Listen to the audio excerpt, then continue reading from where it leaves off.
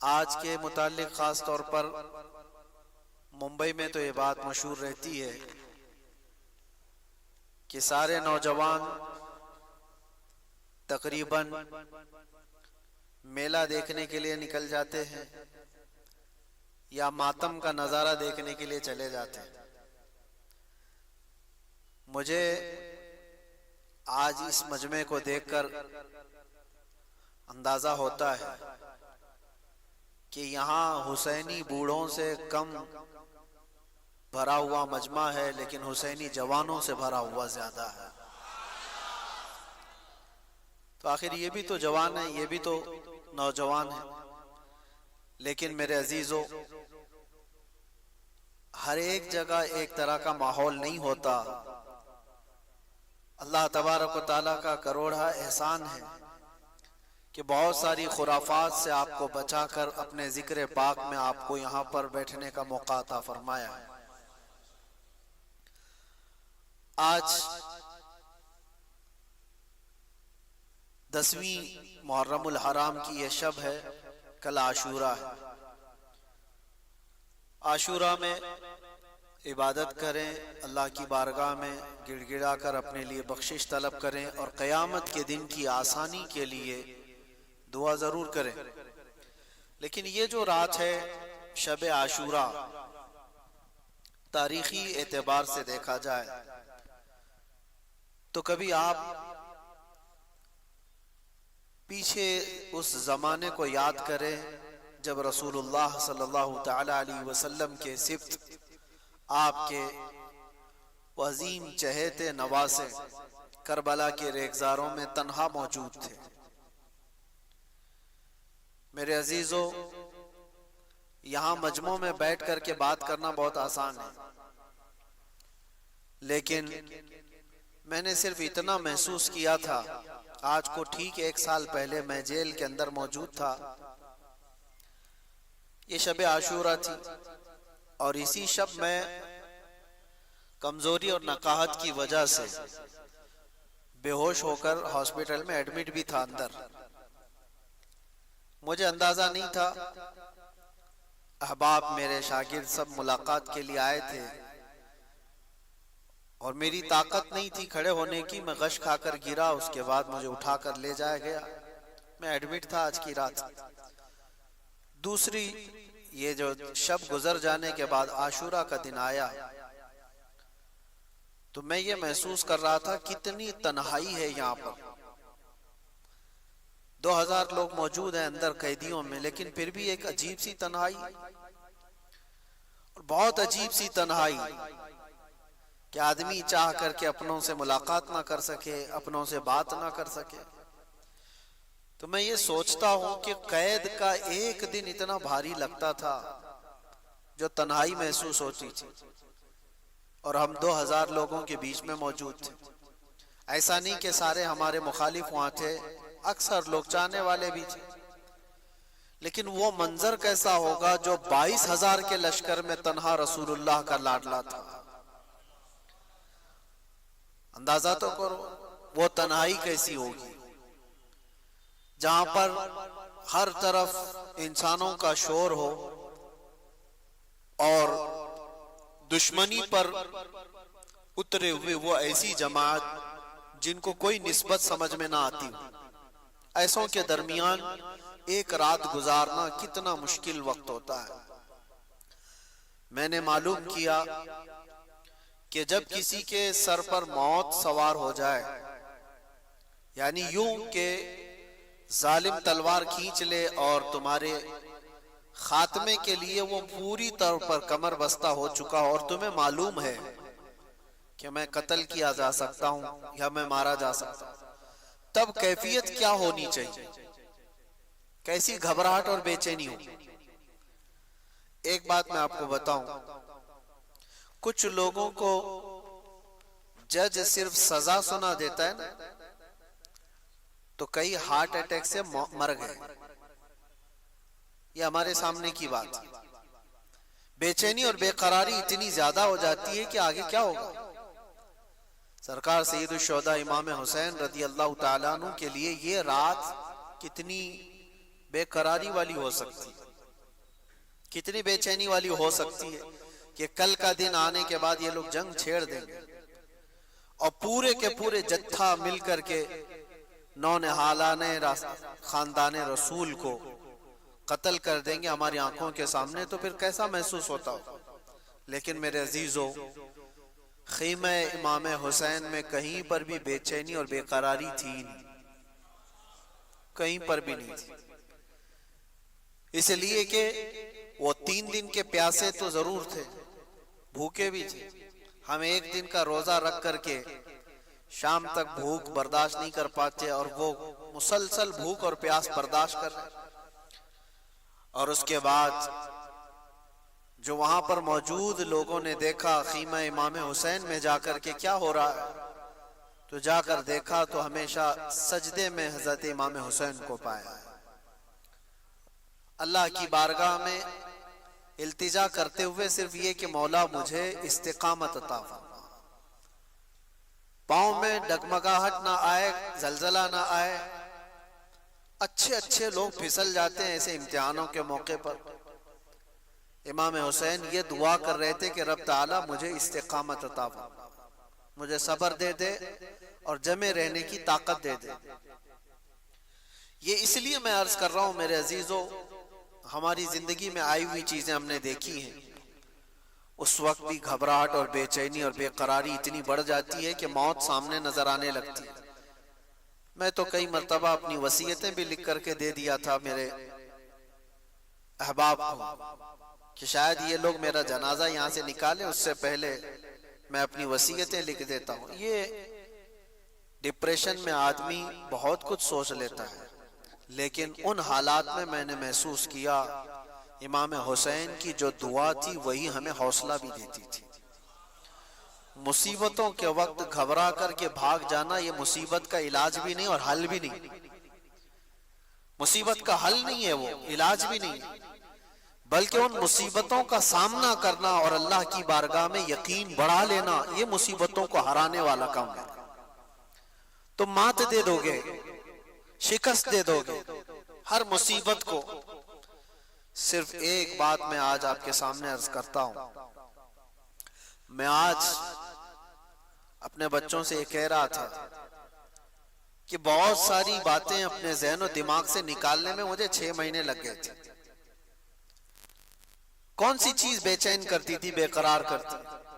گھر کی یاد، بستر پہ سونا، کرسی پہ بیٹھنا، عمدہ گاڑیوں میں چلنا، یہ سب چیزیں جب یاد آئے ایک قیدی بندے کو، ایک قیدی آدمی کو جو پتھروں پہ سو رہا ہو، نہایت ہی گندا پانی پینے کو ملتا ہو، سوکھی روٹی ملتی ہو، اس آدمی کو یہ ساری یادیں بے چین کرتی۔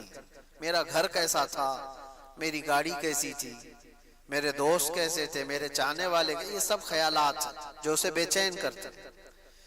دھیرے دھیرے ایک ایک چیز کو دماغ سے نکالنا شروع کی، نہیں سب دنیا ہے، گھر بھی دنیا ہے، گاڑی بنگلہ یہ ساری چیزیں یہ دنیا ہے، دوست و احباب یہ بھی دنیا ہے۔ سب کی چیزوں کو ذہن سے نکالتے نکالتے اب کسی کی یاد نہ آنے پائے تاکہ تڑپ اور بے چینی نہ آئے۔ سب نکالنا بہت مشکل رہتا ہے، لیکن کچھ ریہرسل کے بعد نکال لیے، سب نکال۔ آخری چیز باقی رہ جاتی ہے اولاد کی محبت۔ بچوں کی محبت جلدی ذہن سے جاتی نہیں ہے۔ میں اپنا تجربہ آپ کے سامنے عرض کر رہا ہوں۔ 6 مہینے گزر گئے، جب کبھی چھوٹے سے بچے میرے اپنے ملاقات کے لیے جالیوں کے باہر آ جائیں تو تڑپ اور بے چینی عجیب سی ہوتی تھی، ہم چھو بھی نہیں سکتے انہیں، اور ان کے آنسوں کے نکلتے ہوئے قطرے ہمیں اور بے چین کرتے۔ اس چیز کو سٹرگل کرنا یہ بہت بھاری تھا۔ 6 مہینے کے بعد اللہ کریم کی طرف سے جو بات ہوگی، ذہن میں یہ بات آئی، یہ ایک چیز ہے جو بے چین کر رہی اولاد کی محبت، باقی سب کو تو دل سے نکالتے گئے، اس کو بھی نکالنا ہوگا، اس کو بھی نکالیں، یہ بے چینی ختم ہو جائے گی، بے قراری ختم ہو جائے گی۔ دنیا ہے، اولاد بھی دنیا ہی ہے، بیوی بھی دنیا ہے، یہ آخری مہینہ رہا ہوگا، دل ٹھان کر کے یہ کہنا پڑا مجھ کو بھی کہ نہیں، اب مجھے اولاد کی بھی ضرورت نہیں، ذہن سے نکال دو، نہیں یاد کروں گا۔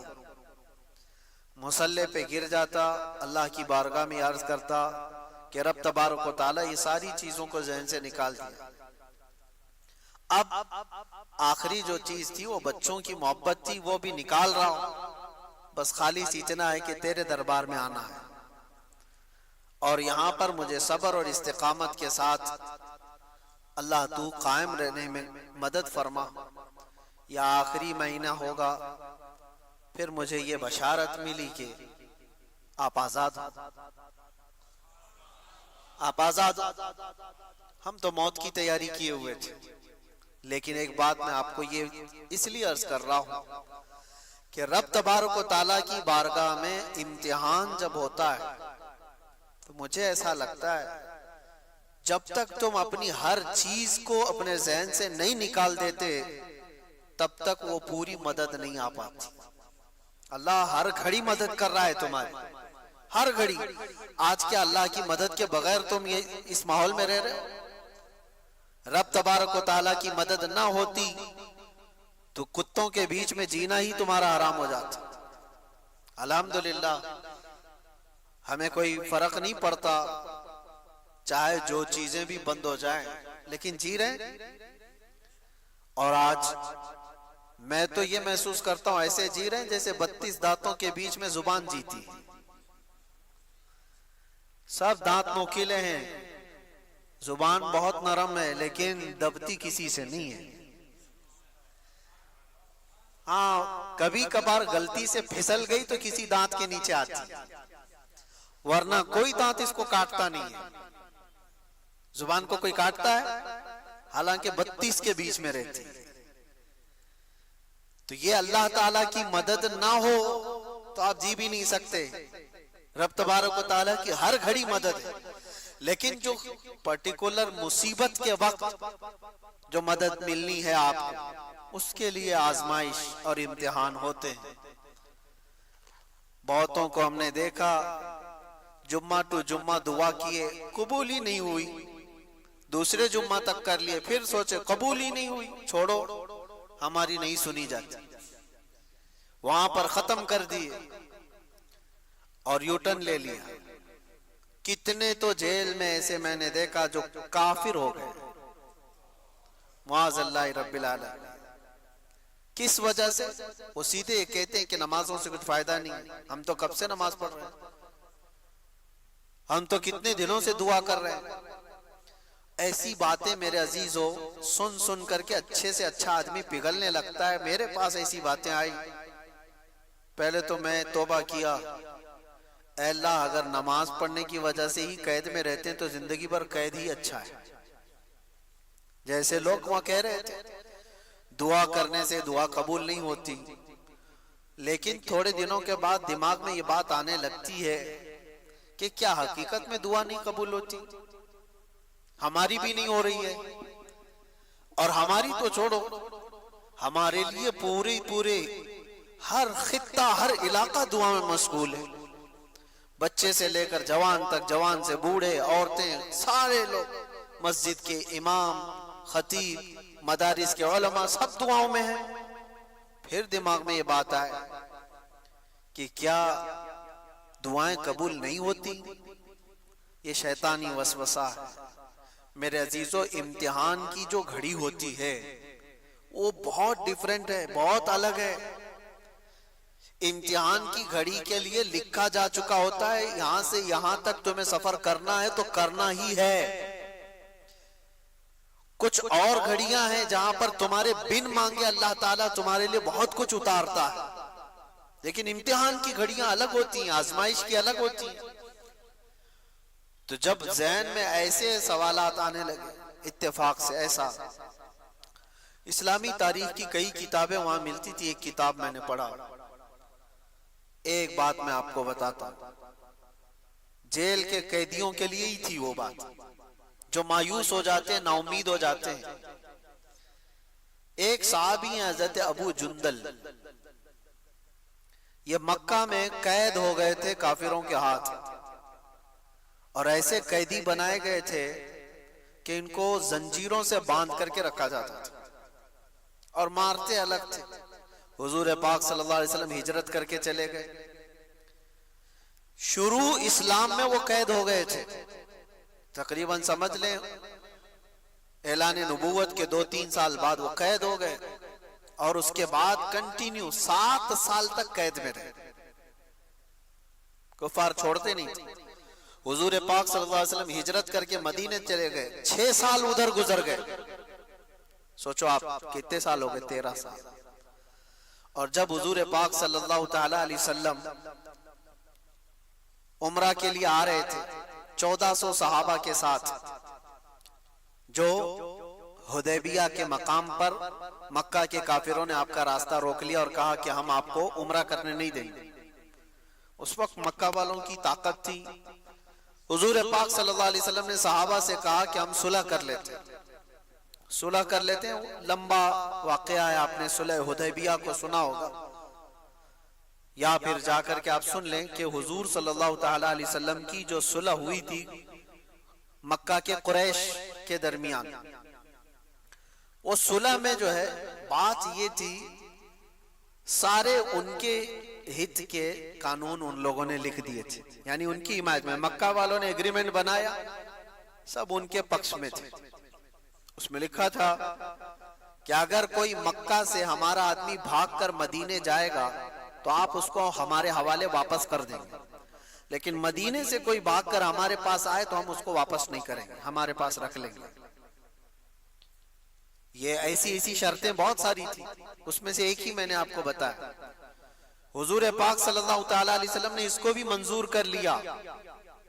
اب سنیے بات میں کہہ رہا ہوں، یہ ایگریمنٹ بن رہا ہے نا، ابھی ایگریمنٹ بننے سے پہلے ہی ایک حال یہ ہو گیا کہ حضور پاک صلی اللہ تعالی علیہ وسلم کے وہ صحابی حضرت ابو جندل جو مکہ میں 13 سال سے قید میں تھے، وہ قید سے چھوٹ کر کے بھاگ کر آ گئے۔ 13 سال بعد جو چھوٹ کر کے آیا ہو تو اب اس کا کیا حال ہوگا؟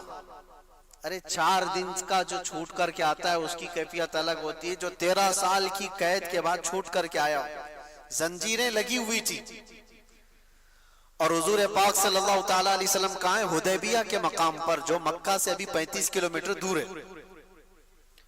وہ آ گئے، 1400 صحابہ نے ان کو دیکھا تو گلے لگانا شروع کیا، ابو جندل کتنے سالوں سے قید میں ہے، ہمارا بھائی آ گیا، ہمارا بھائی آ گیا۔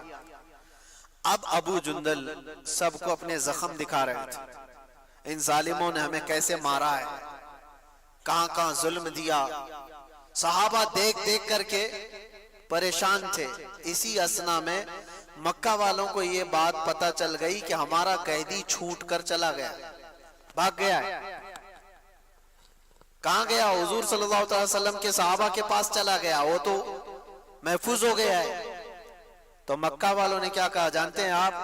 مکہ والوں نے یہ کہا کہ ہمارا ایگریمنٹ ہوا ہے، ہمارے ہاں سے بھاگ کر کے کوئی آئے گا آپ کے ہاں تو آپ اس کو واپس کریں گے، ہمارا ایک قیدی بھاگ کر کے آپ کے پاس آیا ہے، اس کو واپس کیجئے۔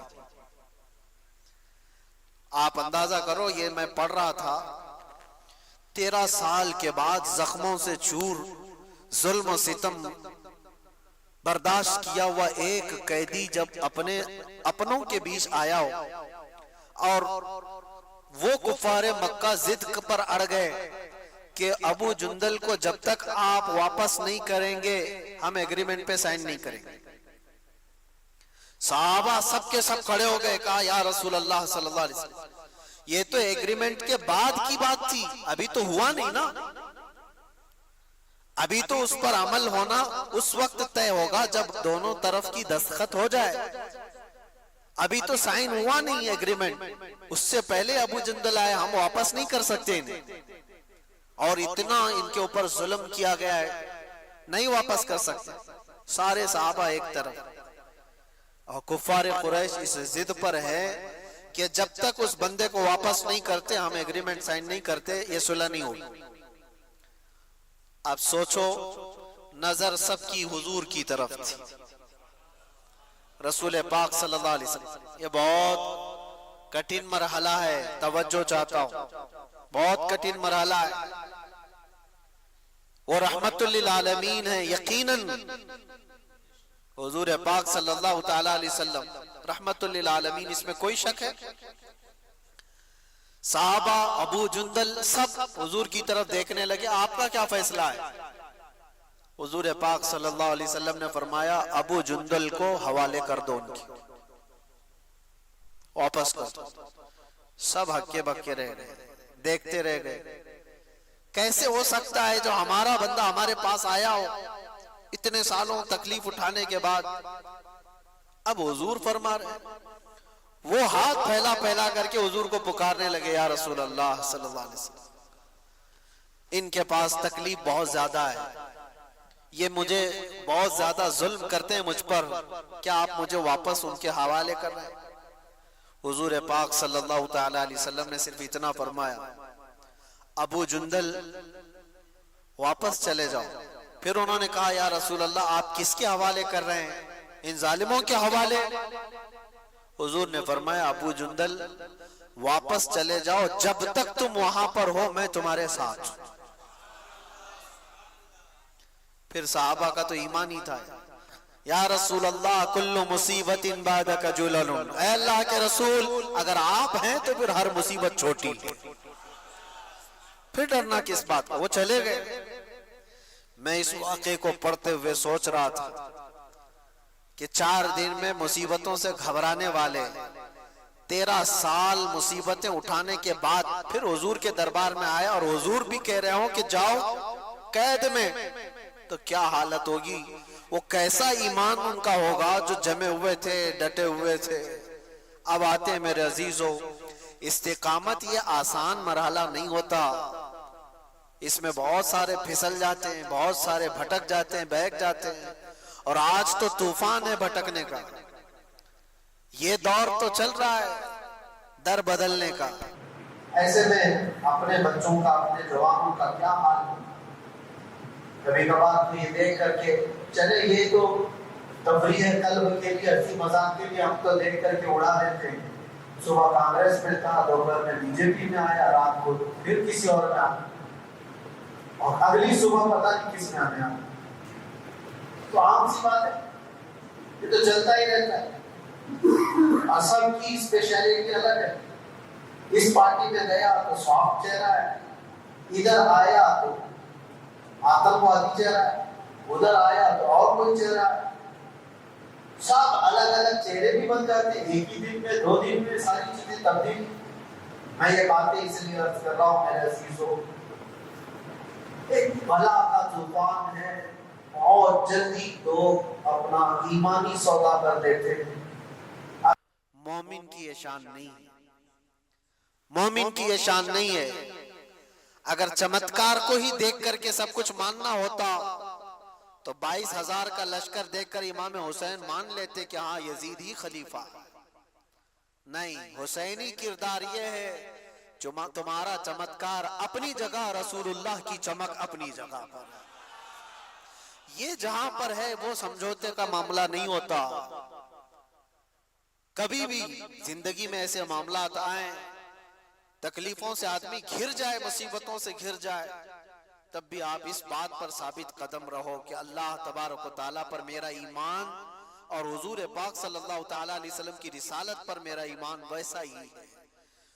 ہاں مصیبتیں جب آتی ہیں، مجھے ایک بات یاد آتی ہے، میرے والد گرامی اللہ ان کی قبر پر ہزاروں رحمتیں نازل فرمائے، آخر عمر میں وہ ڈائلیسس پہ آ گئے تھے. تکلیف بہت بڑھ گئی تھی، کڈنی کی تکلیف، تو ہم سے دیکھا نہیں جاتا تھا. کتنی تکلیف میں 4 گھنٹے ڈائلیسس میں باڈی کا پورا خون نکالا جاتا ہے، پھر پورا نچوڑ کر کے مشین واپس اندر خون ڈالتی ہے. ایک بہت ڈینجر پروسیس ہے، اللہ حفاظت فرمائے. بہت صرف اس بات کے لیے کہ کڈنی کا جو کام ہے پیشاب نکالنا وہ نہیں کرتی، آپ کیا سمجھتے ہیں پیشاب نکلنا ایک نارمل سی چیز ہے؟ اگر ایک دن کے لیے تمہارا پیشاب رک جائے تو تمہاری زندگی درہم برہم ہو جائے گی۔ ہر چیز میں اللہ کی نعمت ہے۔ اسی لیے بیت الخلا سے، طہارت خانے سے، استنجا خانے سے باہر آتے ہیں تو دعا کیا پڑھتے ہیں؟ الحمدللہ الذی اذھب عنی الاذی وعافانی۔ الحمدللہ، اللہ کا شکر پہلے بجا لاتے ہیں۔ اے اللہ تیرا کروڑا شکر ہے، تو نے اذیت دینے والی چیز سے مجھ کو دور کیا ہے، یا اذیت دینے والی چیز مجھ سے دور کیا ہے۔ میں جو بات عرض کر رہا تھا وہ یہ، اس عمر میں 72 سال کی عمر، 72 عمر تھی، میں نے ایک بار سرانے پر بیٹھ کر کہا، بڑے عالم دین تھے حضور، حافظ ملت کے شاگرد تھے، ان سے میں نے کہا کہ کتنی تکلیف ہے آپ کو، دیکھا نہیں جاتا، اللہ تبارک و تعالی اتنی بڑی تکلیف میں آپ کو مبتلا رکھا ہے، آپ کی کبھی نمازیں قضا نہیں، مسلسل وہ ہر 3 دن پر ختم قرآن کرتے تھے، تو یہ ساری چیزیں ہونے کے بعد اتنی تکلیف آپ کو کیوں؟ اس وقت مجھے جو صبر کی تلقین کا ایک ادب ملا تھا، ایک تعلیم ملی تھی، وہ آج بھی یاد ہے۔ انہوں نے کہا کہ یہ 2 سال سے میرا ڈائلیسس چل رہا ہے، 70 سال جو اللہ تعالیٰ نے صحت بخشی، پہلے اس کا شکر تو کرو۔ مصیبتیں بہت تھوڑی ہیں، اور اللہ تبارک و تعالیٰ انعامات میں ہمیں زیادہ رکھا ہے، لیکن دکھتی وہی مصیبتیں ہیں لوگوں کو، وہ خوشحال کتنا رکھا ہے وہ نہیں دیکھا جاتا۔ عزیزان گرامی وقار، یہ ساری باتوں کے بعد ہم آتے ہیں اس کربلا کے میدان میں، جو خونی منظر ہے، وہ اس لیے بیان کرنا ضروری ہے کہ ہمارے ہر جوان کو یہ بات یقین کے ساتھ معلوم ہو جائے کہ مصیبتوں سے بھاگ جانے کا نام اس کا علاج نہیں ہے، مصیبتوں سے ڈٹ کر مقابلہ کرنا ہی یہ حسینی ایمان ہے۔ اور بہت سارے لوگ ہمیں بھی مشورہ دیتے ہیں، بہت سارے حالات بہت خراب ہیں، حالات بہت خراب ہیں، ایسے میں نے دیکھا ہے ابتدائی اسلام سے لے کر آج تک حالات خراب ہی رہے، کب اچھے ہوئے تھے؟ کیا آپ کو اسلام کی تبلیغ کرنے کے لیے پھولوں کی سیج پر سجا کر لایا جائے گا تبھی آپ بولوگے؟ بہت سارے لوگ یہ سوچتے ہیں حالات بہت خراب ہیں۔ میرے عزیزو، اس سے بڑے بڑے حالات خراب ہو کر گئے اور اب بھی جائیں گے، لیکن ایک بات یاد رکھنا، انہی برے حالات کے درمیان اسلام کا پرچم بلند کرنا اور اپنے نبی پاک صلی اللہ تعالیٰ علیہ وسلم کی عزت پر پہرا دینا، یہ ایک ایسا تاریخی قدم ہے، کل کو آنے والی نسلوں کا ایمان بھی تم سے جڑا ہوا، کل کو آنے والی نسلوں کے جذبے اور ان کے حوصلے بھی تمہاری زندگیوں سے جڑے ہوئے ہیں۔ آج اگر تم بزدل ہو گئے، پھسل گئے، تو کل تو وہ لوگ پوچھیں گے محمد کس کا نام تھا؟ معاذ اللہ رب العالمین۔ اگر آج تم مصلحتوں کے پردوں میں چھپ کر کے رہے، ہاں زیادہ سے زیادہ ہمارے ساتھ کیا ہونے والا ہے وہ سب کو پتا ہے، انجام کیا ہو سکتا ہے، اس دنیا میں سب سے زیادہ یہی ہو سکتا ہے، موت آئے گی۔ اور سنیوں، اس بات سے اگر خوف ہے تو پھر کربلا سنتے کیوں؟ کربلا کی داستانیں کیا مزے لے کر سننے کے لیے؟ سید الشہداء امام علی مقام رضی اللہ تعالیٰ عنہ کو دیکھو، زندگیاں پوری قربان کی ہیں اس میدان میں، اور اپنی نہیں۔ ایک بات میں آپ کو بتاؤں، آدمی اپنی مصیبت تو برداشت کر لیتا، اپنے رشتہ داروں کی مصیبت بہت مشکل ہے۔ تم اپنے سامنے اپنی ماں کو تڑپتا ہوا نہیں دیکھ پاؤ گے، اپنے بچوں کی ہلکے بخار کو بھی نہیں دیکھ پاؤ۔ مجھے کچھ سالوں پہلے کی بات ہے، میں اپنی پریکٹیکل لائف ہی آپ کے سامنے عرض کر رہا ہوں۔ 2 سال کا میرا بچہ تھا، انگلی اس کی دروازے پہ پھنس گئی تھی، کٹ گئی اور لٹک گئی اتنی تیزی سے کہ دروازہ آدھی انگلی کو کاٹ دیا، اور بے چینی اتنی بے قراری کہ اٹھا کر میں بھی بھاگتا ہوا ہاسپٹل پہنچا، اور بھی تھے 2 لوگ۔ چھوٹا بچہ 2 سال کا ہو اور وہ چیخ رہا ہے، اس کی چیخوں سے ہماری روح بے قرار ہے۔ ڈاکٹر کے پاس لے گئے، ڈاکٹر نے دیکھا، فوراً پکڑ کر خون بند کیا اور اس کے بعد کہا اس کو ٹاکے لگانے پڑیں گے، ٹاکے لگائے بغیر یہ کٹ کے گر سکتی ہوں۔ ہم نے کہا اس فوراً جو بھی فیصلہ لینا ہے، نرس ڈاکٹر مل کر میرے بچے کو اندر لے جاتے، ہمیں کہتے آپ مت آنا، آپ باہر کھڑے رہو، کیونکہ باپ اور ماں کی بے قراری اور بے چینی دیکھتے ہیں ڈاکٹر۔ کہا کہ ہمارے کام میں خلل ہوگا، میں کہا میں دیکھوں گا، کہا نہیں دیکھ سکو گے۔ اور حقیقت بات ہے میرے عزیزوں، اندر جانے کی ہمت نہیں ہوئی، اس لیے کہ جب وہ لوگ ٹاکے لگا رہے تھے، اللہ کوئی بے ہوشی کی دوا وغیرہ نہیں، ایسے ہی ٹاکے لگائے جا رہے تھے، اور بچے کی چیخ سے پورا ہاسپٹل گونج رہا تھا۔ سچ بتاؤں ہمارے آنسو ہیں کہ تھمتے نہیں تھے، بے قراری ہے کہ رکتی نہیں تھی۔ جلدی سے جاؤں بچے کو اٹھا لوں، جلدی سے جاؤں سینے سے لگا لوں، دور سے پکارتا رہا بیٹا بس تھوڑا اور، بس تھوڑا اور، ہو گیا ختم ہو گیا۔ یہ بے قراری مجھے آج بھی یاد آتی ہے۔ پھر اس دن بھی میں نے یاد کیا تھا، صرف انگلی کٹی تھی تو یہ بے قراری تھی۔ وہ سید الشہداء امام علی مقام کی گود میں ظالموں نے بچوں کو چھلنی کر دیا تھا، ان کے حلقوں میں تیر چلا کر امام کے ہاتھ میں ہی ان کے بچے کو شہید کیا تھا۔ کیسے وہ اپنے ہاتھ میں بچہ اٹھا کر کے کھڑے ہوں گے؟ ایکسپلین ہم نہیں کر سکتے اس چیز کو، تصور سے بڑھ کر کے یہ چیز، ہم سب کے صبر مل کر کے بھی امام حسین کے قدم تک نہیں پہنچ سکتے۔ ہماری زندگیوں کے سب کے صبر، میرے عزیزوں یہ آسان کام نہیں ہے۔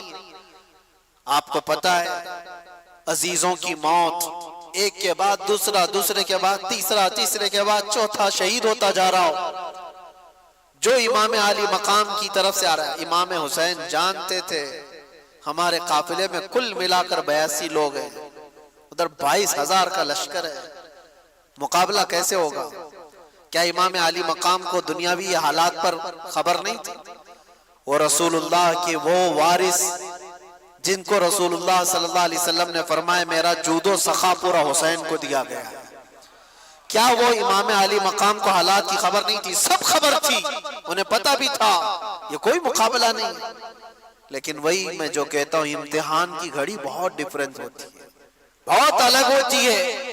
امام علی مقام کو کربلا کے میدان میں کھڑے رہنا تھا، قیامت تک آنے والے مسلمانوں کے لیے ایک مشعل راہ بن کر کے کہ تمہاری زندگی میں اس سے بڑھ کر کے تکلیف نہیں آ سکتی، تمہاری جو بھی تکلیفیں ہوں گی وہ چھوٹی ہوں گی، اور تم اگر گھبراتے ہو کبھی چھوٹی مصیبتوں میں تو اے مسلمانوں مجھے دیکھ لینا، امام حسین کا یہ درس تھا،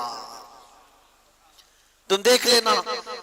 آج مجھے بتاؤ کوئی بھی ایسا بندہ ہے جس کو بھوکا اور پیاسا بھی رکھا جا رہا ہو، جس کی ساری نسبتوں کو پامال کر کے کربلا کے میدان میں زبردستی لایا گیا ہو، جہاں جانور بھی پانی پی سکتے ہوں اور رسول اللہ کا گھرانہ پانی نہیں پی سکتا؟ یہ صبر اور استقامت کی وہ گھڑی۔ اب سوچو ایک ساتھ کسی کے ساتھ حادثہ ہوا ہوگا، میں مانتا ہوں، جیسے کہیں پہاڑ کی چٹان کے نیچے آ گئے، کوئی بہ کے ایک ہی خاندان چلا گیا، ایسے حادثے تو ہو سکتے ہیں، ایک ساتھ چلے گئے، کوئی کسی گھر پہ ایسا ہوا ہو۔ امام علی مقام کے ساتھ ایسا نہیں، سٹیپ بائی سٹیپ دیکھا جا رہا ہے، صبح سے لے کر ایک ہی موت، اس کو برداشت کرنا، اس کو سہنا، ریکوری کے لیے وقت تو لگتا ہے، لیکن کیسے ایک ساتھ مل کر پورے خیمہ حسین کو نہیں ختم کیا گیا تھا۔ امام حسین رضی اللہ تعالیٰ عنہ کے ساتھی پہلے جا رہے ہیں، جو جاتے دعا سلام کر کے میدان میں جاتے اور واپس نہیں آتے تھے، اور اگر واپس آتے تو صرف اتنا کہتے تھے کہ پانی کی چند بوند مل جائیں تو اور لڑیں گے۔ لیکن میرے عزیزوں، امام حسین رضی اللہ تعالیٰ عنہ کی عمر پاک اس وقت آپ اندازہ کرو 56 سال کی عمر ہے، 56 سال کی عمر میں وہ ایک ایک لاش کو اٹھا کر کے جمع کرتے جا رہے ہیں، اور جب باری آئی خاندان کی، اور خاندان میں حضرت امام قاسم جو امام حسن کے بیٹے جوان تھے 19 سال کی، جب وہ جا رہے تھے تو امام علی مقام نے ان کو دیکھ کر کے صرف اتنا کہا تھا میرے مرحوم بھائی امام حسن کی تم یادگار تھے، لیکن یہ ساری یادگاریں ایک کے بعد دیگر میدان کربلا کی رونق بنتی جا رہی تھی۔ وہ گئے وہ یزیدیوں کے درمیان، کتنی دیر تک ایک تنہا شیر لڑے گا؟ یہ سارے بھیڑیے جب جتھے کے ساتھ حملہ کرتے، تیروں سے چھلنی کر کے زخمی کر کے گراتے اور پھر سر کو جسم سے الگ کر دیتے تھے۔ حضرت امام قاسم اور حضرت علی اکبر جو حضرت امام حسین کے بڑے شہزادے ہیں، ان کی بھی عمر تقریباً 19 یا 20 سال کی عمر۔ سوچو اے نوجوانوں جن کی عمریں آج 20 سال کے آس پاس ہیں، 18 سال، 20 سال، 22 سال۔ اے نوجوانوں، تمہاری اس جوانی کی زندگی میں تم رات بھر گیم کھیلتے ہوئے بیٹھے ہو، انٹرنیٹ چلاتے ہو، اور امام حسین کے شہزادے اسلام بچانے کے لیے اپنی جانوں کو ہتھیلی پر لے کر کربلا میں کھڑے تھے۔ کل قیامت کو کیا منہ دکھاؤ گے ان کے سامنے؟ ان کی بھی تو جوانیاں تھی، ان کی بھی تو شادیاں ہونی تھی، وہ رسول اللہ کا گھرانہ تھا، پورے اسلام کی عزت کو بچانے کے لیے وہ کربلا کے میدان میں قربانیاں دے رہا ہے۔ وہ منظر مجھے یاد آتا ہے حضرت عباس علم بردار، حضرت امام علی مقام کے بھائی ہیں، سگے بھائی حضرت عباس، مولا علی شیر خدا کے بیٹے۔ ان کو ایک چیز بے قرار کر گئی، وہی میں کہہ رہا ہوں نا، اپنی تکلیفیں برداشت کر سکتا ہے آدمی، اپنے اہل خانہ اپنے رشتہ داروں کی تکلیف برداشت نہیں کر پاتا۔ ہوا یہ کہ 9 سال کی بچی حضرت بی بی سکینہ، وہ حضرت امام علی مقام کی چھوٹی شہزادی ہیں، وہ حضرت عباس سے کہنے لگی چچا کیا آپ جا کر کے ہمارے لیے پانی کا انتظام کر سکتے ہیں؟ تو حضرت عباس سے اب رہا نہ گیا، کہا اپنی پیاس تو برداشت کر سکتے ہیں، بچوں کی پیاس کے لیے کیسے برداشت کریں؟ حضرت عباس کہتے ہیں کہ بیٹی سکینہ میں تیرے لیے پانی لاتا ہوں۔ یا توجہ، وہ گئے کسی طرح سے، وہ جوان مردی جو حیدر کرار کے شہزادوں میں وہ کہیں نہیں مل سکتی، سارے ان یزیدیوں کے نرغے کو پھلانتے ہوئے دریائے فرات پر گئے بھی اور مشکیزہ پانی کا بھر لیا۔ ایک بات میں آپ کو کہتا ہوں، 3 دن کے بھوکے اور پیاسے، وہ بھی تو بھوکے اور پیاسے تھے، دریائے فرات پر پہنچ بھی گئے، پانی بھر بھی لیا۔ خیمہ امام حسین پر پانی لانا یہ بات کی بات تھی، لیکن چلو میں تو خود کے پانی تھا، پہلے خود بھی تو پی سکتے تھے۔ امام حسین کے خیمے تک پانی پہنچانے کے لیے وہ آئے ضرور تھے، لیکن خود بھی تو 3 دن کے پیاسے ہیں، پی لیتے۔ چلو بھر پانی اٹھایا اور پھینک دیا، کہا کہ یہ غیرت میری گوارا نہیں کرتی کہ حسین کے گھر والے پیاسے اور میں پانی پی رہا ہوں۔ رسول اللہ کا لاڈلا نواسا پیاس میں ہو اور میں یہاں اپنی پیاس بجھا رہا ہوں، ایک قطرہ پانی نہیں پیا۔ یہ کیسا ایمان تھا، کوئی بھی ہو اپنی پیاس تو بجھا لیتا، لیکن رسول اللہ کے اس گھرانے کی کتنی مثالیں آپ کے سامنے۔ حضرت عباس مشکیزے سے پانی لے کر کے وہ جب واپس لوٹ رہے تھے، یزیدیوں میں شور مچ گیا کہ اگر یہ پانی گیا واپس تو لڑائی لمبی ہو جائے گی، ہم مقابلہ نہیں کر پائیں گے حیدر کرار کے شیروں کا، کسی طرح سے یہ پانی ختم کر۔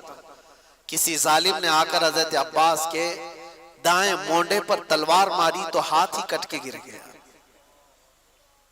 یہ کوئی میں ٹھوکر لگ کر چمڑی نکلنے کی بات نہیں کر رہا ہوں، ہاتھ کٹ کے گرا ہو جس پہ مشکیزہ پانی کا پکڑا ہوا تھا۔ حضرت عباس نے کہا بائیں ہاتھ سے اٹھا لیتا، ہمت نہیں ہاری، پانی مجھے سکینہ کو پلانا ہے۔ جب وہ دوسرے ہاتھ میں پانی اٹھا کر دوڑ رہے تھے تو یزیدیوں نے یہ ہاتھ کو بھی کاٹ دیا، یہ ہاتھ بھی کاٹ دیا۔ جس کے بازوؤں کے دونوں ہاتھ کاٹ دیے ہو اس کی کیفیت کیا ہو؟ کیا درد نہیں ہوتا ہوگا؟ کیا تڑپ نہیں ہوتی ہوگی؟ لیکن ان کے اندر ایک ہی دھن تھی کہ مجھے پانی پلانا ہے خیمہ حسین، جو وہاں بچے پیاسے ہیں، اپنے دانتوں سے پکڑ لیا مشکے سے، کہا میں اس طرح سے جاؤں گا بغیر ہاتھوں۔ یزیدی ظالموں نے دیکھا کہ یہ ہار نہیں مانتا ہے، تو تیروں سے چھلنی کر کر کر کے اس مشکیزے کا پورا پانی بہا دیا۔ حضرت عباس کہتے ہیں اب میری ہمت ختم ہو گئی۔ حضرت عباس کہتے ہیں اب میں نہیں جا سکتا خیمہ امام حسین کی طرف۔ گر گئے، زخموں سے چور چور تھے، خون رس رہا ہو دونوں بازوؤں سے، اور پانی بھی ختم، ساری چیزیں ختم ہو گئی۔ تو ظالموں نے دیکھا کہ عباس گر گئے زمین پر، تو کسی یزید نے آ کر کے آپ کے سینے پہ نیزہ مار کر شہید کر دیا۔ یہ وہ منظر تھا۔ امام حسین دوڑتے ہوئے آئے اپنے اس چھوٹے بھائی کو اٹھانے کے لیے۔ امام حسین کے سگے بھائیوں میں یہ چھوٹے بھائی اکیلے تھے کربلا کے میدان میں۔ آ کر دیکھا تو دونوں بازو کٹے ہوئے ہیں اور پورا جسم زخمیوں سے چور ہے اور نیزہ سینے پر لگا ہوا۔ آپ نے امام علی مقام نے ان کو اٹھایا، اور جانتے ہو یہ ایک ہی موقع ہے جب روایت ملتی ہے امام علی مقام نے اللہ کی بارگاہ میں یوں عرض کیا تھا، اپنی ریڑھ کی ہڈی کو پکڑ کر، کمر کو پکڑ، الآن انکسر ظہری، آج میری کمر ٹوٹ گئی۔ بھائی جب چلا جاتا ہے تو کمر ٹوٹ گئی، لیکن یہ نہیں کہا کہ ایمان ٹوٹ گیا۔ جسم کمزور ہو جاتا ہے لیکن ایمان نہیں۔ امام علی مقام آئے واپس خیمے میں، بی بی سکینہ ویسی پیاسی تھی، آپ کی اہلیہ ویسی پیاسی، آپ کے گھر کے بچے ویسی پیاسی۔ وہ منظر کیا عجیب منظر ہے۔ مجھے بات یاد آتی آج سے 1 سال پہلے جب میں کربلا کے واقعات میں جیل کے اندر بھی سنا رہا تھا، تو جو غیر مسلم ہیں وہ بھی رو رہے تھے، غیر مسلم جن کا ایمان نہیں ہے، امام علی مقام کے گھرانے کی ان شہادتوں کو سن کر وہ بھی رو رہے تھے۔ یہ سانحہ ایسا ہے۔ اندر کی بیویوں نے آ کر امام علی مقام سے کہا کہ مولا ان کو تکلیف ہم سے ہے، دشمنی ہمارے سے، ہمارا 6 مہینے کا جو ننھا علی اصغر ہے اس سے تو نہیں ہے دشمنی، اب سینے میں دودھ سوکھ گیا ہے، اس بچے کو لے جائیں، شاید اس کو کچھ پانی کے قطرات وہ حلق میں ڈال دیں تاکہ اس کی پیاس کم ہو جائے۔ امام علی مقام نے اپنی بیوی کی بات سن کر کے اس ننھے علی اصغر کو اٹھا کر میدان میں تشریف لائے تھے۔ ایک بات یاد رکھیں، جس کے سر پر ہوس طاری ہو اس سے کبھی کوئی امید نہیں لگائی جا سکتی، کبھی رحم کی امید نہیں کر سکتے۔ امام علی مقام نے یزیدیوں کو پکار کر کہا میرے بچے نے تمہارے ساتھ کچھ نہیں کیا، یہ تو بولتا بھی نہیں، 6 مہینے کا ہے، لیکن دیکھو اس کی ماں کے سینے سے دودھ سوکھ گیا ہے، تم اس کو کچھ پانی پلا دو۔ ظالموں نے امام علی مقام کی یہ تقریر سن کر کے دور سے تیر چلایا، اور وہ تیر سیدھے علی اصغر کی گردن پہ آ کر لگا۔ نشانہ ایسا تھا کہ حلقوم پر آ کر لگ گیا، اور خون کا فوارہ امام علی مقام کے چہرے پر آ کر پڑا۔ وہ کیسا منظر ہوگا جب باپ اپنے بیٹے کی لاش کو لے کر کھڑا ہو۔ جلدی سے امام علی مقام نے اپنے بچے کو چھپا لیا، سینے سے لگا لیا، چہرے سے خون کو صاف کیا، یہ نہیں کہ ماتم کروں، رو دو، چلاؤں۔ اللہ کی بارگاہ میں اتنا کہا کہ مولا میری یہ چھوٹی قربانی کو بھی قبول فرما لے۔ 6 مہینے کا بچہ جس باپ کی گود میں شہید ہو چکا ہو، اس کا کیا حال ہونا چاہیے۔ سینے سے لگایا، بچہ ہچکیاں لیتے ہوئے خاموش ہو چکا تھا، لیکن سب سے بڑا کٹھن مرحلہ یہ تھا کہ بچے کو ماں کے حوالے بھی تو کرنا ہے۔ جب وہ خیمے کی طرف لے کر کے آئے تو خیمے کی خواتین نے پکار کر کے کہا مولا امام حسین لگتا ہے کہ بچے کو پانی پلا کر لائے، اس لیے کہ بچے کے رونے کی آواز نہیں آ رہی، بچے کے چیخنے کی آوازیں نہیں آ رہی۔ دور سے خواتین نے پوچھا امام علی مقام سے کہ مولا کیا بچے کو انہوں نے پانی پلا دیا؟ امام علی مقام نے کہا ہاں، انہوں نے ایسا پانی پلایا کہ اس کے بعد تمہارا بچہ کبھی پانی نہیں مانگے گا، اس لیے کہ اس کے مقدر میں یہاں کا پانی نہیں تھا، اس کو پانی یہ ظالم کیا پلاتے، اس کو پانی تو رسول اللہ کے ہاتھ سے پینا تھا، نبی پاک صلی اللہ تعالیٰ علیہ وسلم کے ہاتھ سے جام کوثری سے پینا تھا۔ کیسا صبر کا موقع ہو سکتا ہے؟ یہ سب میں آپ کو مرحلے بتا رہا ہوں، ذہنوں کو حاضر رکھ کر کے سوچو کہ اس میدان میں کھڑے ہوئے اس امام علی مقام کے ساتھ کیا گزر رہا تھا۔ جب یہ سب شہادتیں ہو گئی تھی، وہ آخری وقت تھا جمعہ کا، جب امام زین العابدین خیمے میں آ گئے، کہا کہ مولا مجھے جانے کی اجازت ہے۔ ایک ہی بیٹے بچے تھے امام علی مقام کے، امام زین العابدین، بیمار تھے اور وہ کپڑے پہن کر کے جب اپنے بابا جان کے پاس آئے، 17 سال کی عمر کے، امام علی مقام سے کہا مجھے بابا اجازت دو، سارے بھائی ہمارے شہید ہو چکے، گھر پورا چلا گیا، آپ کی عزت و آبرو پر کوئی حرف آنے نہ پائے جب تک آپ کا بیٹا ہے۔ امام علی مقام نے ان کو پکڑ کر بٹھایا، کہا ان کو مسئلہ مجھ سے ہے، میرے مر جانے کے بعد وہ تمہارے سے کوئی مواخذہ نہیں کریں گے، لیکن اگر تم گئے شہید ہو گئے تو اس کے بعد وہ مجھے بھی ماریں گے، لیکن بیٹا امام زین العابدین سے امام علی مقام کہتے ہیں تمہارا رہنا اس لیے ضروری ہے کہ حسینی سادات کی نسل تم سے چلے گی، میرا خاندان تم سے چلنے والا ہے۔ امام زین العابدین کو گھر میں روک دیا گیا اور امام حسین کے نکلنے کا وقت تھا۔ اللہ اکبر، کتاب میں جب بھی پڑھتا ہوں ان واقعات کو آنکھیں بھیگ جاتی ہیں، رونگٹے کانپنے لگتے ہیں۔ سیدہ زینب انہیں کپڑے پہنا رہی تھی، وہ تبرکات دے رہی تھی جو رسول اللہ صلی اللہ علیہ وسلم کے تبرکات ان کے پاس تھے، حیدر کرار کی تلوار ان کے پاس تھی، امیر حمزہ کے تبرکات، جعفر طیار کا پٹا، یہ سب امام حسین کو ان کی سگی بہن پہنا رہی تھی، اور یہ کہہ کر کے کہ کاش اگر میری ماں فاطمہ زہرا آج ہوتی تو یہ کام وہ کر رہی ہوتی۔ امام علی مقام کو ان کی بہن نے حوصلہ دیا اور کہا کہ فی امان اللہ، آپ اللہ کے راستے پر جا رہے ہیں، ہماری طرف سے کوئی فکر کی ضرورت نہیں، ہم عورتوں کی طرف سے آپ بے خوف رہیں۔ وہ عورتیں کیسا صبر لے کر تھیں، کیسی استقامت۔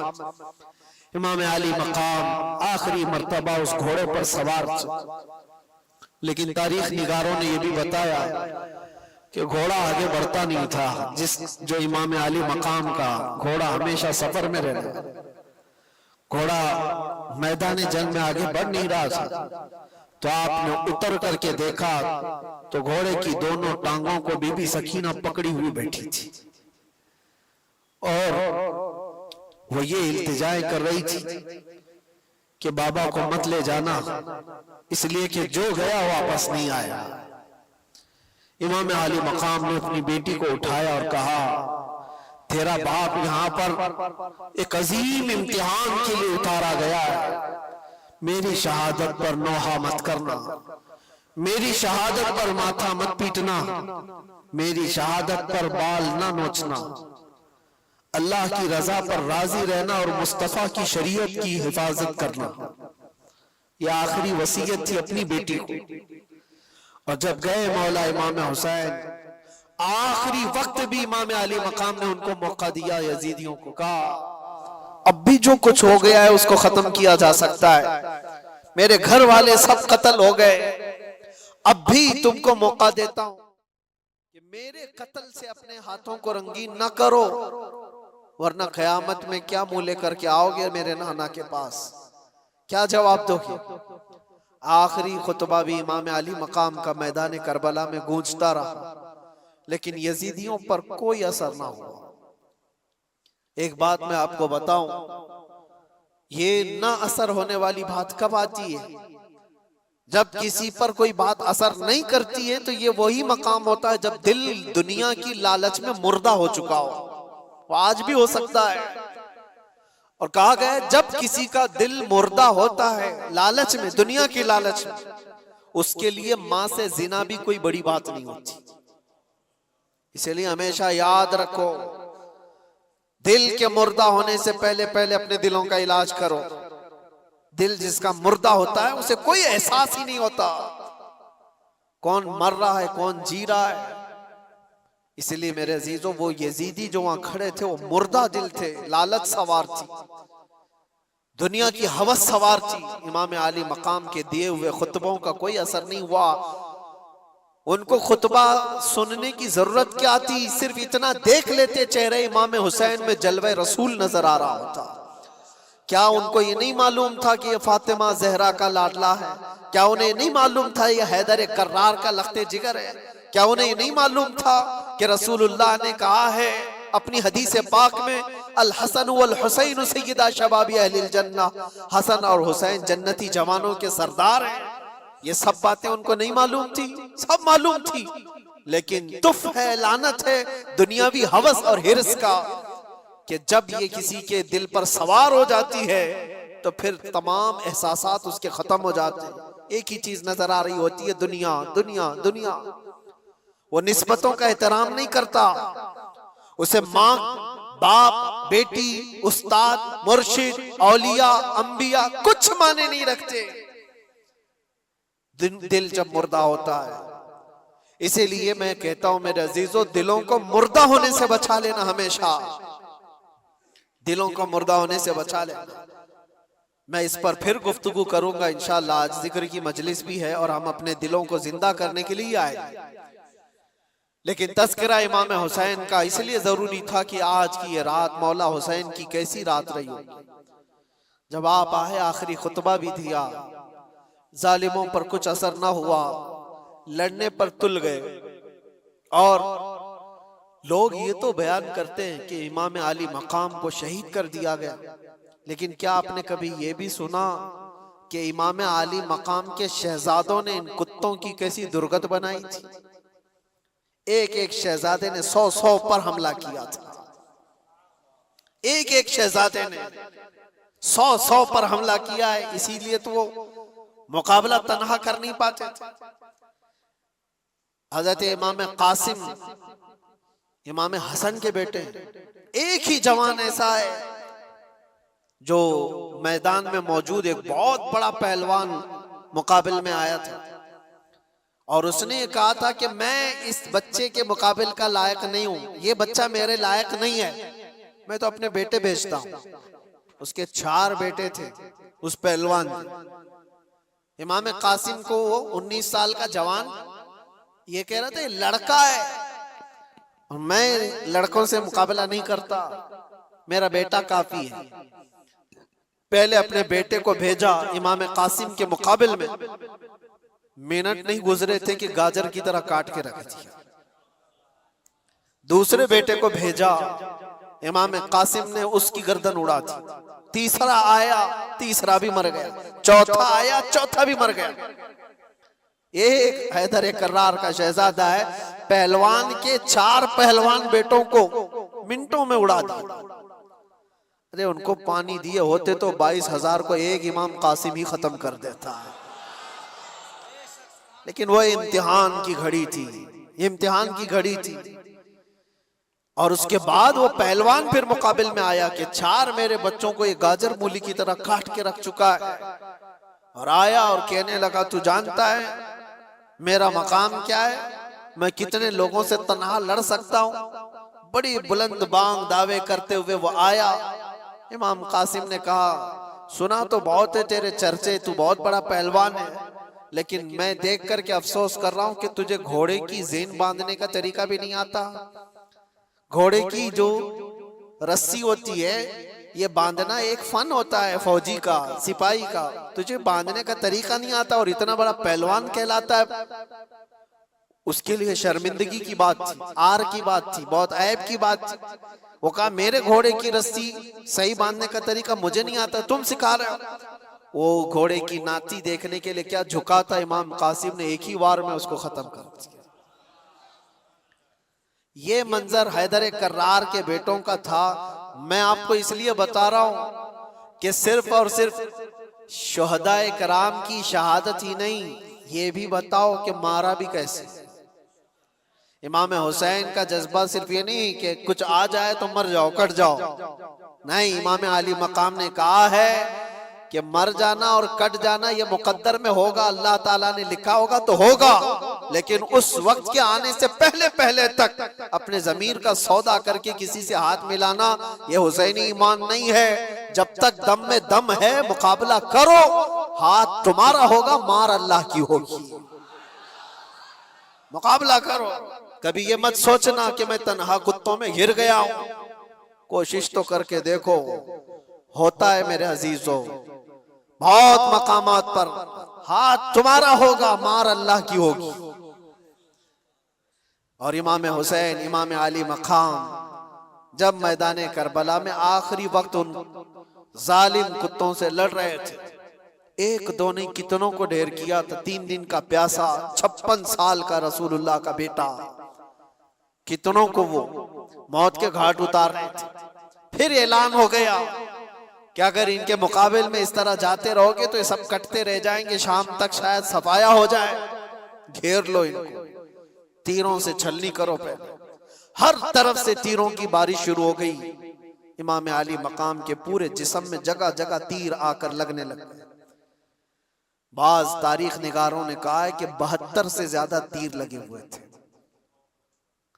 72 تیر کس کو کہتے ہیں؟ اور آپ اتنے زیادہ تیر جب جسم پر لگے تو گھوڑے سے آپ اتر آئے۔ یہ وہی وقت تھا، جمعہ کا وقت، عاشوراء کا 10ویں محرم الحرام، امام علی مقام جیسے ہی اترے سجدے میں گر گئے۔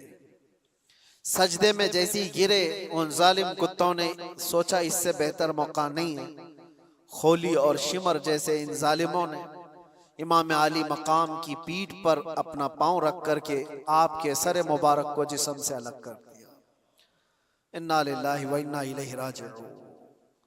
لیکن میرے عزیزوں، امام حسین رضی اللہ تعالیٰ عنہ کی اس شہادت عظمیٰ پر جتنا غم کرو وہ کم ہے، جتنا غم مناؤ وہ کم ہی ہے۔ ہم مانتے ہیں زندگی بھر اس دکھ کو ہم ساتھ لے کر جیتے ہیں، لیکن ساتھ میں ان کا یہ میسج بھی تو لے کر کے جاؤ۔ آج لوگ یہ سمجھتے ہیں صرف پٹی باندھ لینے سے حسینی ہو جائے گا۔ تم پٹی باندھ کر کے دکھا رہے ہو یا حسین لکھ کر کے؟ میرے عزیزوں، امام علی مقام پٹی باندھے تو نہیں تھے لیکن داڑھی ضرور رکھے ہوئے تھے۔ حسین کے نام کی پٹی تو چہرے پر آ گئی، حسین کے نام کی داڑھی کیوں نہیں آئی؟ وہ رسول اللہ کا شہزادہ جو اپنے اخلاق و کردار کے ساتھ میدان کربلا میں آیا تھا، سال بھر عیش کر رہے، ناچ رہے، گا رہے، سب کچھ کر رہے، اور محرم میں تمہیں غم حسین ہے؟ غم حسین کا حق وہ ادا کرتا ہے جسے پیغام حسین کی بھی یاد ہے۔ حسین کیوں شہید ہو گئے تھے؟ اس لیے کہ اسلام ہم تک پہنچ جائے، یہ ایمان کی دولت باقی رہے۔ یہ جو آج آپ رونقیں دیکھ رہے ہیں یہ مسجدوں کی، کیا یہ امام علی مقام کی قربانی کی برکت نہیں ہے؟ آج پوری دنیا میں میں مانتا ہوں اس اسلام کو آبیاری عطا کی ہے خون امام حسین۔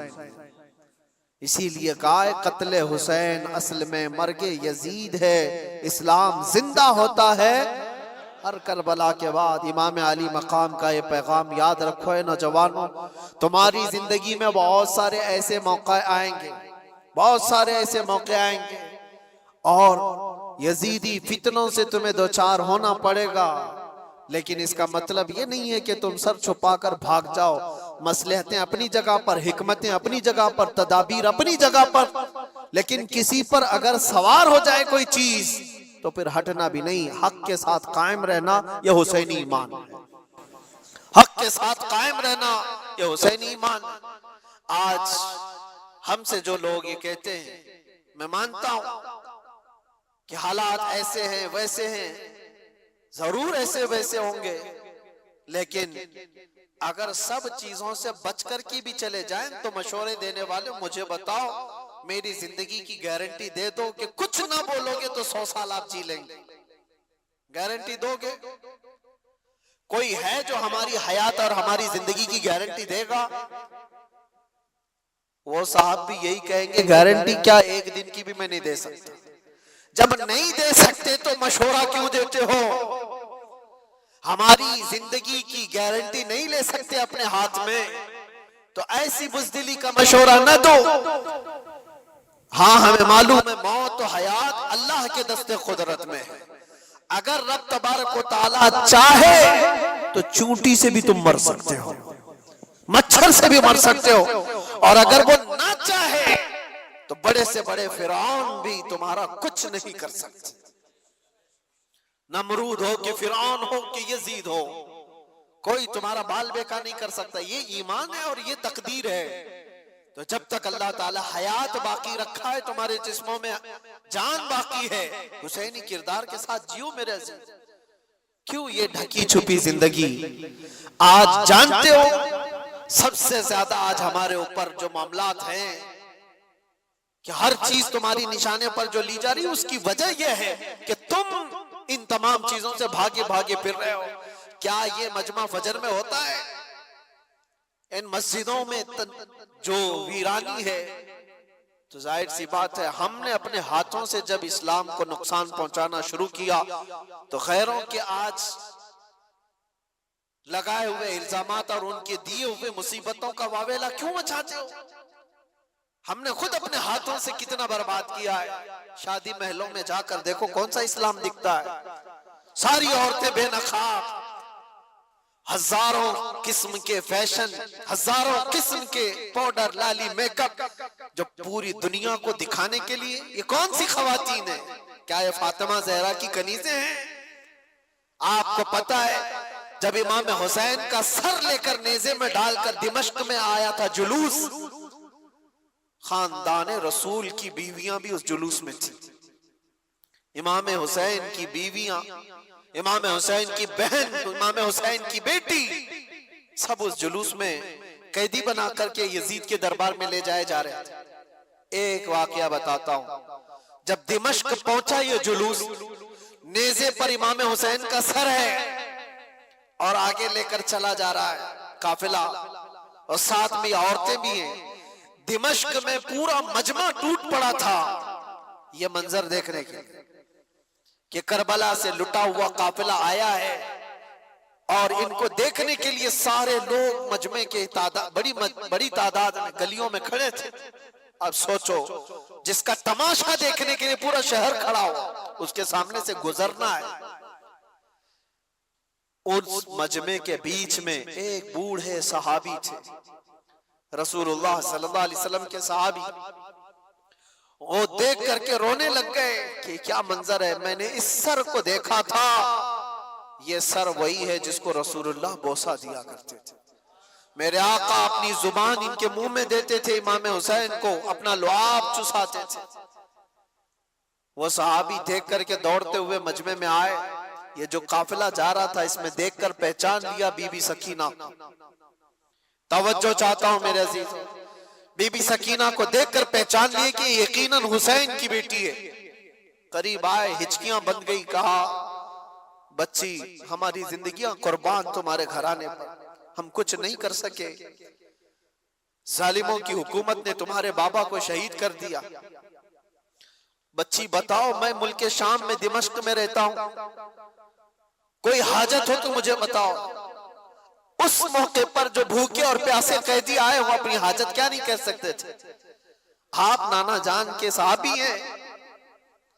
سکینہ نے پوچھا، انہوں نے کہا ہاں بیٹی میں رسول اللہ کا غلام صحابی، کچھ حاجت ہو تو بتاؤ۔ بی بی سکینہ نے کیا حاجت مانگی تھی وہ میں میسج دینا چاہتا ہوں۔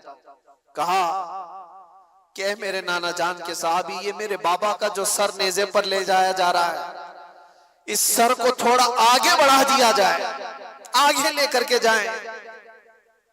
اس صحابی نے پوچھا کہ کیوں، ایسی خواہش تمہاری کیوں ہے؟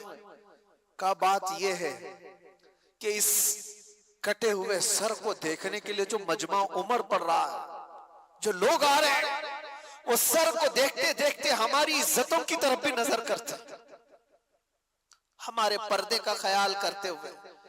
میں یہ چاہتی ہوں کہ سر کو آگے لے جایا جائے تاکہ لوگ سر دیکھنے میں مصروف رہیں اور ہمارے پردے کی پابندی ہو سکے۔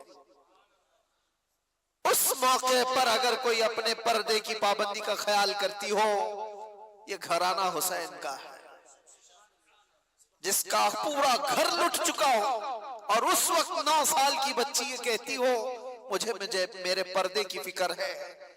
میں اپنی بہنوں سے پوچھتا ہوں، گھر کی خواتین سے پوچھتا ہوں، تمہارا کیا لٹا ہے کہ تم بے پردہ باہر گھومتی؟ تمہارے ساتھ کیا ہوا ہے؟ کچھ نہیں ہوا۔ قیامت کے دن اس بی بی سکینہ کا بھی سامنا کرنا ہے، فاطمہ الزہرا کا بھی سامنا کرنا ہے۔ ان خواتین کو پتہ نہیں ہے اسلام کا چہرہ جو بگاڑ کر کے رکھی ہیں۔ دنیا تمہیں، یہ ہوس کے پجاری تمہیں صرف استعمال کرنا جانتے ہیں، کوئی عورتوں کے حقوق کی بات نہیں کرتا۔ یہ ناٹک ہے، یہ ڈھکوسلا ہے جو وومن رائٹ کی بات کرتے ہیں۔ عورتوں کے حقوق کے ہم علمبردار ہیں، پاسدار ہیں۔ کون سا عورتوں کے حقوق؟ یہ عورتوں کے حقوق کی بات نہیں کرتے، عورتوں کو ننگا اسٹیج پر نچانے کی کوشش کرتے۔ یہ سارے وہ کتے ہیں رال ٹپکاتے ہوئے عورت کو ننگا دیکھ کر مزے لینا چاہتے ہیں، اور ہماری بچیوں کو ایسا لگتا ہے کہ یہ آزادی ہے۔ آزادی ہے؟ آزادی نہیں، یہ جہنمی زندگی ہے۔ اللہ نے تمہیں اشرف المخلوقات بنایا، تم جانوروں کی طرح زندگی گزارنا چاہتے ہو؟ جانور تو کپڑے نہیں پہنتے، اور یہاں عورتوں کو ایسا لگتا ہے جتنا شارٹ لباس پہنیں گے اتنا فیشن ہے، جتنا کم کپڑا پہنو تو فیشن ہے۔ کم کپڑا پہننا اگر فیشن ہے تو کتے اور جانور جو بھینس ہے وہ تمہارے سے زیادہ فیشنیبل ہے، وہ تو ایک بھی کپڑا نہیں پہنتے۔ کیا ننگا رہنا کوئی فیشن ہے؟ امت مصطفیٰ کے ایمان کو غارت کرنے کے لیے دنیا فیشن کے طور طریقے بناتی ہے۔ ماں اور بہنوں کی آج عزت لوٹی جا رہی ہے، اس کی وجہ کیا ہے؟ کاش اسلامی پردے کی حمایت کی ہوتی ہے، ان کی عزتیں محفوظ ہوتی۔ اے نوجوانوں، ایک بات یاد رکھو، میں یہاں سے پیغام عورتوں کو دے رہا ہوں ضرور، لیکن ایک حدیث یہ بھی سنا کر جاتا ہوں۔ اللہ کے نبی صلی اللہ علیہ وسلم نے فرمایا دیوس جہنمی ہے، دیوس جہنمی ہے، دیوس جہنمی ہے۔ 3 بار مصطفیٰ کریم صلی اللہ علیہ وسلم نے فرمایا۔ تو صحابہ نے پوچھا یا رسول اللہ کون ہے دیوس؟ میرے آقا نے فرمایا وہ مرد جہنم میں جائے گا جس کی عورت بے پردہ باہر گھومتی ہے۔ تو مرد کے لیے حضور نے فرمایا مرد جو اپنی عورت کو بے پردہ باہر گھماتا ہے وہ جہنم میں جائے گا، تو جو بے پردہ عورت ہے اس کا عذاب کیا ہوگا؟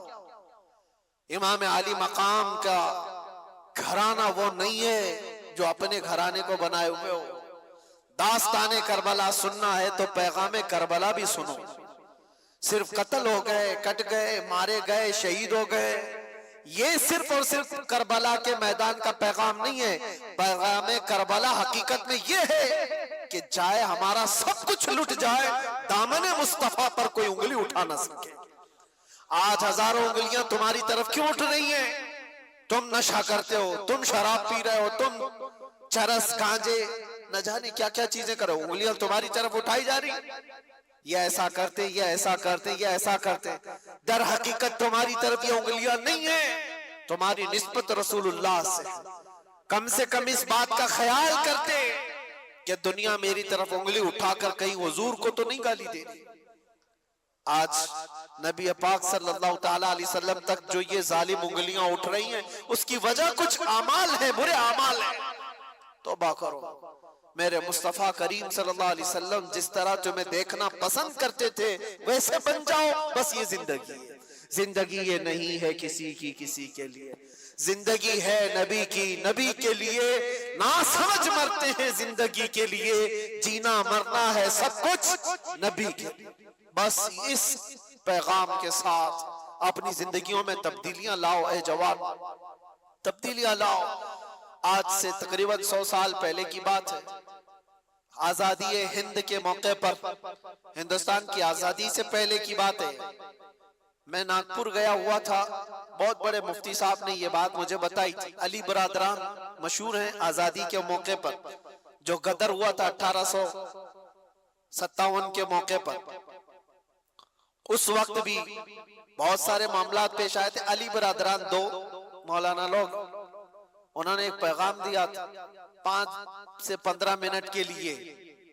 ناگپور اسٹیشن پر بہت سارے مسلمانوں کا مجمع آیا اور ان سے پوچھا کہ آج کے حالات میں کیا کرنا چاہیے. انہوں نے صرف 2 جملوں میں کہا تھا، میں کوٹ کر رہا ہوں صرف اس بات کو اسے لیے کہ حقیقت ہے یہ، کہا کہ کچھ نہیں، سب کو ٹوپی اور داڑھی کنٹینیو پہننا چاہیے. ٹوپی کنٹینیو پہنو اور داڑھی کنٹینیو رکھو. کہا اس میں کیا میسج ہے؟ کہا تمہیں پتہ نہیں اس کا رعب اللہ تعالیٰ دلوں پر کیسا رکھتا ہے. تمہیں کچھ کرنے کی ضرورت نہیں، اخلاق رسول میں ایک بار ملبوس ہو جاؤ. میرے عزیزوں، نہ تمہیں تلوار بھالے نیزے اٹھانے کی ضرورت ہے، نہ تمہیں جنگ و جدال کی ضرورت ہے.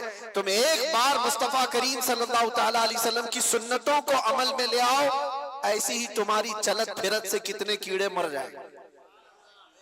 ایسی تمہیں اندازہ بھی نہیں ہے. اللہ تبارک و تعالیٰ اس کا رعب رکھا ہے، چہرے رسول کا رعب ہے، دامن اسلام کا ایک رعب ہے. آپ کو اس کا اندازہ نہیں ہے لیکن دوسروں کو اندازہ ہے. اس لیے میں دعوت دیتا ہوں، اٹھو وگرنہ حشر نہ ہوگا پھر کبھی، دوڑو کہ زمانہ چال اپنی چل گیا، قوت عشق سے ہر پست کو بالا کر دو، دہر میں نام محمد سے اجالا کر دو. انہیں جانا انہیں مانا، نہ رکھا غیر سے کام، للہ الحمد میں دنیا سے مسلمان گیا. بس اس بات پر حضور کو توجہ میں رکھو، انہیں جانا انہیں جانا، پھر تمہیں فرق کچھ نہیں ہونا چاہیے، پھر کسی چیز کا کوئی اثر بھی نہیں ہونا چاہیے. اگر حضور سے سچی محبت کرتے ہو تو مجھے بتاؤ کیا یہ بات حق ہے یا نہیں؟ وہ جو نہ تھے تو اور وہ جو نہ ہو تو. اس جملے پر توجہ رکھنا. بس پورے شعر میں یہ جملہ میں توجہ کے ساتھ عرض کرتا ہوں. ویسے تو یہ پورا شعر یہ، وہ جو نہ تھے تو کچھ نہ تھا، وہ جو نہ ہو تو کچھ نہ ہو. جان ہے وہ جہان کی اور جان ہے تو، لیکن اس پورے شعر میں صرف اتنا جملہ یاد رکھنا، وہ جو نہ ہو تو. بس وہ جو نہ ہو تو ہماری زندگی کچھ نہیں. ہمارے نام کے ساتھ وہ جو نہ ہو تو، ہماری قبر میں بھی وہ جو نہ ہو تو، قیامت میں بھی وہ جو نہ ہو تو، کہیں اذانوں میں وہ جو نہ ہو تو، قرآن میں وہ جو نہ ہو تو، ہر جگہ پر یہ جملہ یاد رکھنا، وہ جو نہ ہو تو. اسی لیے اقبال نے بھی کہا تھا، آبروئے ماں زنام مصطفیٰ است، ہم سب کی عزت و آبرو مصطفیٰ کے نام سے ہے. ہر چے دری دنیا بادے مصطفیٰ است، جو کچھ بھی اس دنیا میں ہے وہ مصطفیٰ کے بعد، حضور کے بعد. یہی پیغام امام علی مقام کا تھا. آخری بات، اور اس کے بعد ہم دعا کرتے ہیں، ذکر کے لیے مجمع زیادہ ہے. آخری بات امام علی مقام کے لیے یہ ایک چیز، قرآن کی آیت میں نے تلاوت کی، آپ نے سنا تھا، وَلَا تَقُولُوا لِمَنْ يُقْتَلُ فِي سَبِيلِ اللَّهِ أَمْوَاتٌ. یہ دیکھو عام لوگوں کو بھی آیت یاد ہے، جس کا مطلب کیا ہے؟ اللہ فرماتا ہے اللہ کی راہ میں جو مارے جائیں انہیں مردہ، سب کو پتا ہے، بلکہ وہ کون کہہ رہا ہے؟ خالق کائنات. وہ کہہ رہا ہے بلکہ وہ زندہ ہے. تمہیں اس کا شعور نہیں، تمہیں اندازہ نہیں وہ زندہ ہے. یہ قرآن گواہی دے رہا ہے شہیدوں کی زندگی. اب مجھے بتاؤ امام حسین زندہ ہے یا نہیں؟ تو زندہ جاوید کا ہم ماتم نہیں کرتے، زندہ جاوید کا ہم. خیر، مجھے جو بات عرض کرنی ہے، ایک طرف تو قرآن کی یہ آیت اور ایک طرف دوسری آیت میں آپ کو بتاتا ہوں 20ویں پارے میں اللہ اپنے رسول سے فرما رہا ہے، یا ابو جہل، یا عتبہ، یا شیبہ، یہ سب جتنے دشمنان رسول ہیں، اِنَّكَ لَا تُسْمِعُ الْمَوْتَى وَلَا تُسْمِعُ الصُّمَّ الدُّعَاءَ. اے رسول آپ ان کو اپنی باتیں سنا نہیں سکتے، اس لیے کہ یہ گونگے بہرے مردہ ہیں. اللہ فرما رہا ہے کیا ہے؟ وہ مردہ ہیں. کس کو مردہ کہہ رہا ہے؟ وہ چلتے پھرتے بھی ہیں، کھاتے پیتے بھی ہیں، اٹھتے بیٹھتے بھی ہیں، بات چیت بھی کرتے ہیں. اور قرآن کیا کہہ رہا ہے؟ وہ مردہ ہے. اور ایک طرف کربلا کے میدان میں آؤ، ہاتھ الگ ہے، پیر الگ ہے، جسم الگ ہے، دھڑ الگ ہے، گردن الگ ہے، قرآن کہتا وہ زندہ ہے۔ قرآن کیا کہتا ہے؟ اور دوسری جگہ پر تو اللہ نے اور بھی اس سے بلند بات فرمائی، وَلَا تَحْسَبَنَّ الَّذِينَ قُتِلُوا فِي سَبِيلِ اللَّهِ أَمْوَاتًا، بلکہ ان کے مردہ ہونے کا گمان بھی مت کرو۔ کہنا الگ بات ہے، سوچنا الگ بات ہے۔ پہلی آیت میں کیا تھا؟ مردہ نہ کہو۔ دوسری آیت میں اللہ فرماتا ہے مردہ سوچو بھی مت، سوچ میں بھی نہ آئے تمہارے کہ وہ مردہ ہے۔ اب یہ فلسفہ سمجھ میں آتا ہے، جو چل رہا ہے، پھر رہا ہے، کھا رہا ہے، پی رہا ہے، اللہ فرما رہا ہے وہ مردہ ہے، انہیں کچھ سنا نہیں سکتے آپ۔ اور جو کٹ کے ٹکڑوں میں بدل گئے، اللہ فرما رہا ہے مردہ سوچنا بھی مت، وہ زندہ ہے۔ قرآن سے پوچھو پھر زندگی اور موت کہتے کسے؟ زندگی اور موت کیا ہے؟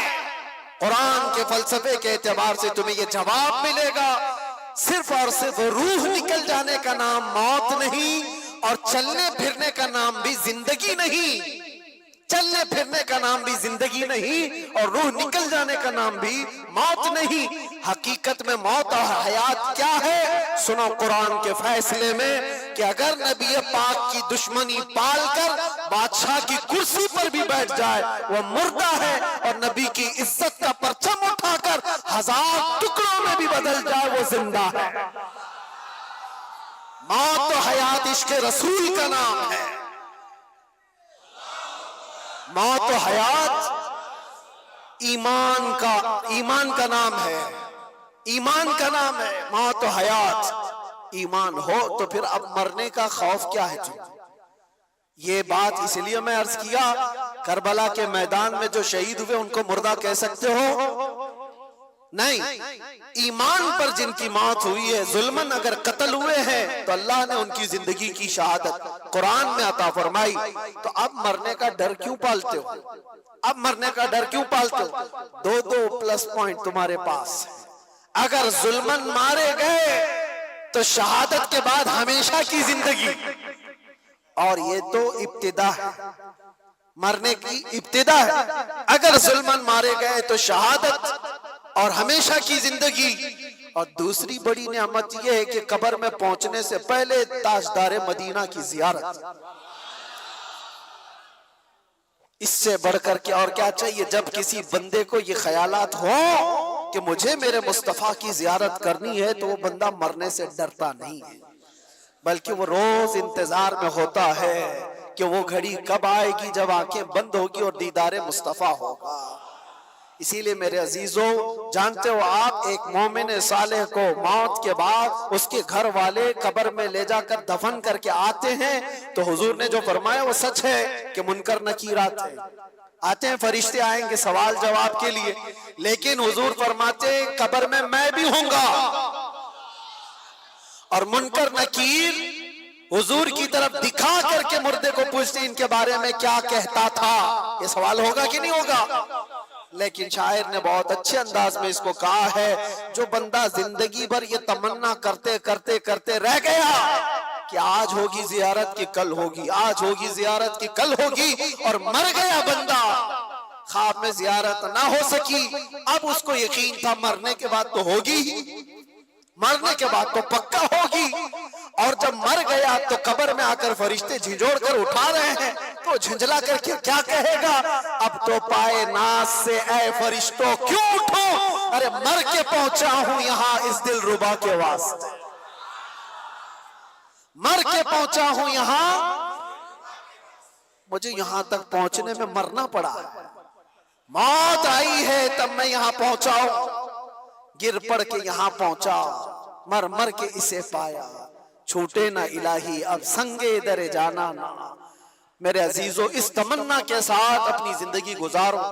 آج جو شب عاشورہ ہے، دعا کرو کہ مولا کریم جب تک ہماری زندگیاں باقی ہیں، ہمارے جسم میں خون کا آخری قطرہ باقی ہے، ایمان اور عزت کی زندگی عطا فرما، اور ظالموں کی صحبت سے اور بزدلوں کی صحبت سے ہمیشہ ہماری حفاظت فرما، ہماری رگوں میں حسینی خون عطا فرما، ہمارے دلوں کے اندر جذبہ حسینی عطا فرما، ہماری اولاد ہماری نسل سب کو غلامان حسین میں پیدا فرما، اور یزیدی فتنوں سے مولا ہمیں ڈٹ کر مقابلہ کرنے کی توفیق عطا فرما۔